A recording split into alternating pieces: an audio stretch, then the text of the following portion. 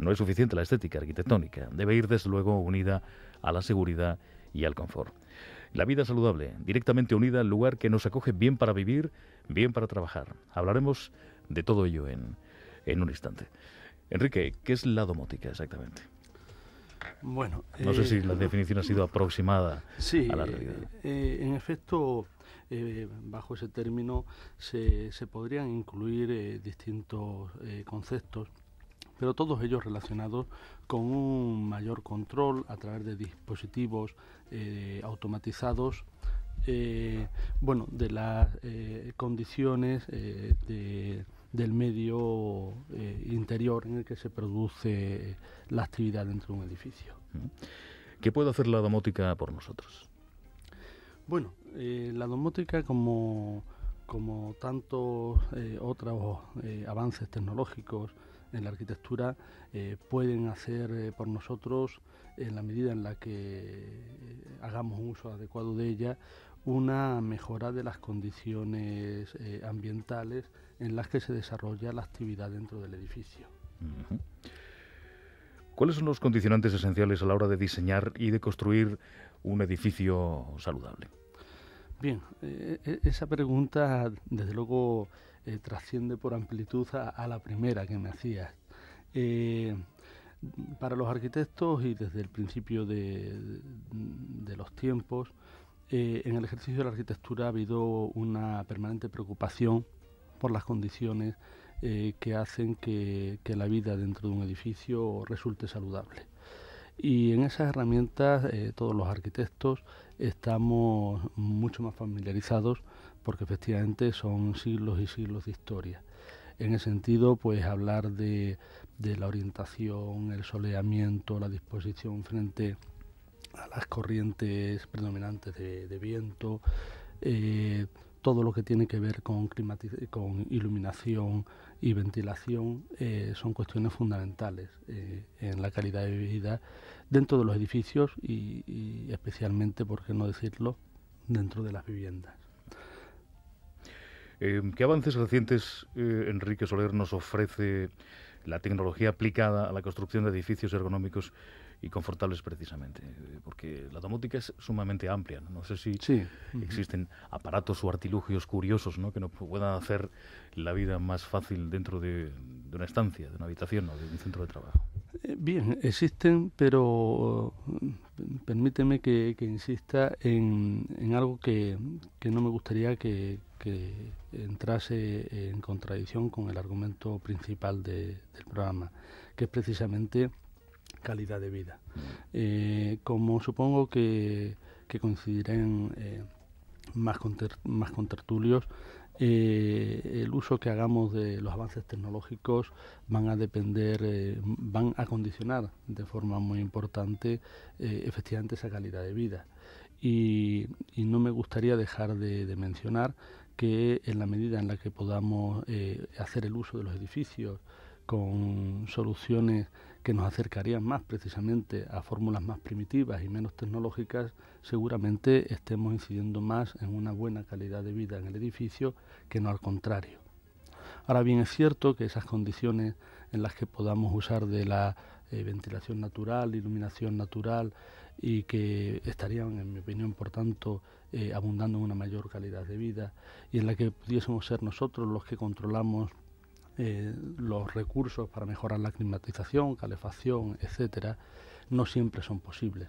Especialmente resultan complejos en edificios de uso colectivo, edificios de oficinas, de trabajo, y ahí es probablemente donde la domótica haya significado un avance importante, en la medida en la que, pues por mecanismos inteligentes y programables, esa calidad del ambiente interior no queda pendiente de la atención que prestemos unos usuarios u otros o de la percepción personal que tengamos.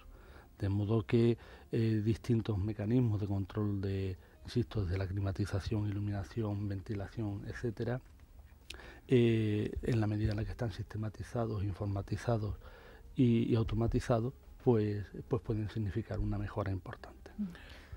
Sí, Diana, Sí, adelante. una preguntita, Enrique. Antiguamente, me imagino, las casas serían quizás más ecológicas, más ergonómicas automáticamente, por lo que la domótica ni siquiera hacía falta, ¿no? ¿Me podrías indicar más o menos cuándo surgió el tema de la domótica y desde dónde vino esa idea? Bueno, a partir del momento en el que los edificios necesitan la asistencia permanente de climatización e iluminación, es cuando empieza, una vez superados ya unos años de esa actividad, empieza a observarse que no siempre el uso que se hace de la climatización y los estándares de calidad que se pueden registrar en todos los espacios del edificio son de la suficiente calidad.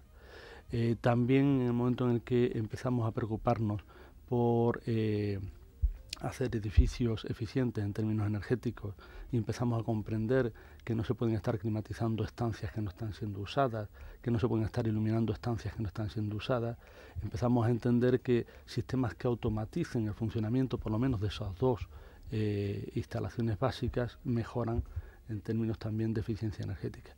Y ahí empieza un poco todo lo que luego efectivamente termina con cuestiones que puedan a veces resultar especialmente útiles y a veces especialmente simpáticas, como por ejemplo el control de apertura de persianas, que es una cosa muy útil para evitar el soleamiento interior, o otras que puedan resultar en términos de confort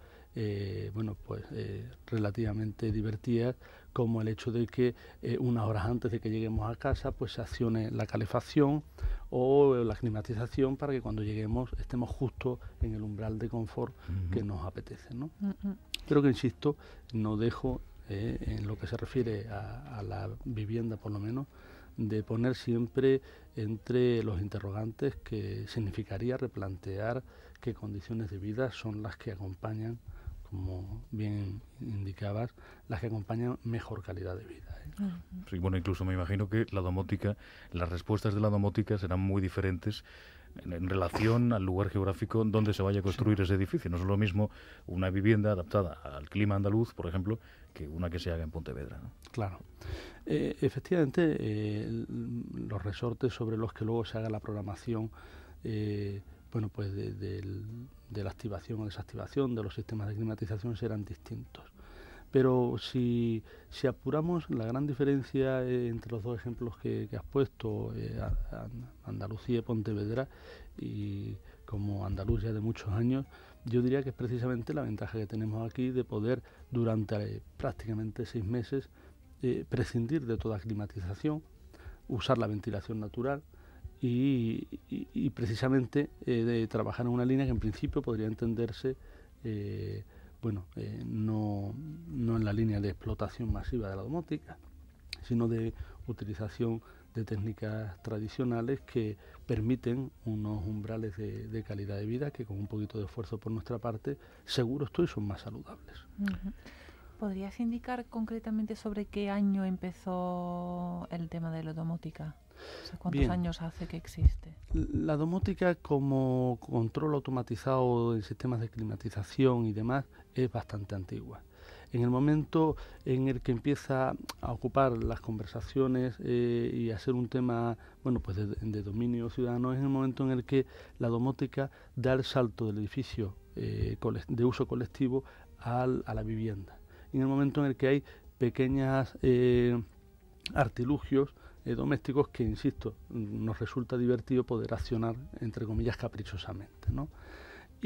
Pero vamos, eso como actividad, podríamos decir que en España pues puede llevar unos 15 años, pero hay películas de hace 40 años en las que ya se hacía, entre comillas, alarde de la posibilidad de automatizar muchos de los artefactos con los que convivimos. Pero entonces en España es algo bastante reciente, entonces Sí. ¿hay muchos consultores y todos son arquitectos o hay también consultores independientes que nada más que han estudiado la domótica? ¿Es algo que se estudia en la universidad? ¿Cómo Sí. funciona este tema? Bueno, la domótica respecto a la arquitectura, pues es un complemento más en la utilización, en el diseño y utilización de las instalaciones. Y efectivamente los arquitectos estamos atentos y hemos participado activamente en ese proceso en los que en estos últimos años ha aparecido en nuestro escenario cercano, ¿no? También las empresas que